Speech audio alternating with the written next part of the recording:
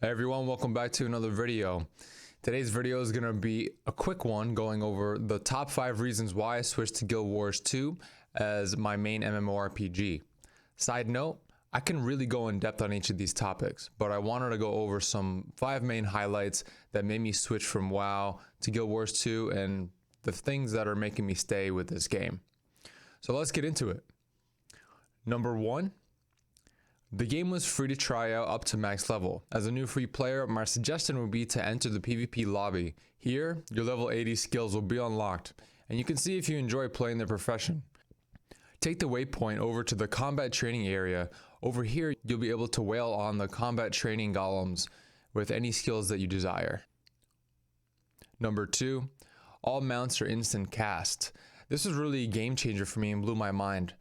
Coming from World of Warcraft, where you have to cast your mount 3 seconds for every time you want to mount up, was really annoying, especially when it comes to like being in combat or something. I would get out of combat, I would be like on 2 seconds casting my mount, and then boom, I would get hit by another enemy or another enemy would spawn. It would be really frustrating if you're trying to farm and stuff. Guild Wars 2, if you get out of combat right away, it's just one button and you're able to mount up right away. 2.5, I would say if you're a new player and you're trying out a profession, say like a Norn for example, and you're not really a big fan of the Norn starting area or the human starting area, open up your map and check out the other waypoints available to you. It's not going to be very obvious at first, but every main city has a free waypoint available unlocked for you to go check out the other areas. Once you're there, you can start trying out different hearts in that area. Now would be a good time to remind you to smash that like button and subscribe if you haven't. If you're interested in more videos like this from me, please don't forget to subscribe and turn on that little bell notification so you get notified every single time that I release a new video. I also stream over on twitch.tv/Geegan. If you want to talk to me over there, play some stuff in game. I'm still learning endgame in Guild Wars 2, so I'll love any tips and tricks on how to make gold, on how to get ascended gear, to really get into crafting. I haven't started crafting yet either. Alright, so let's get back into the list. Number 3 is gear sharing. This game is very alt friendly. If you're an altaholic like me and like creating multiple characters, this game is perfect because endgame gear like ascended and legendary weapons and armor can be shared across all characters that can use said weapon. So for example, a 2-handed weapon a lot of characters can use in the game, like Mesmer, I believe Engineer, Warrior, Guardian. A lot of professions can use a 2-handed weapon.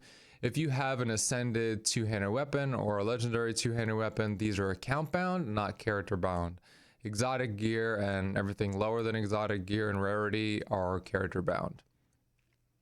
Number 4 is everybody can gather materials. When I first started playing this game, it blew my mind that everybody can buy gathering materials, a sickle, an axe, and a mining pick for each character. Yes, you have to buy them for each character, but in World of Warcraft, you need to specifically train in that job profession.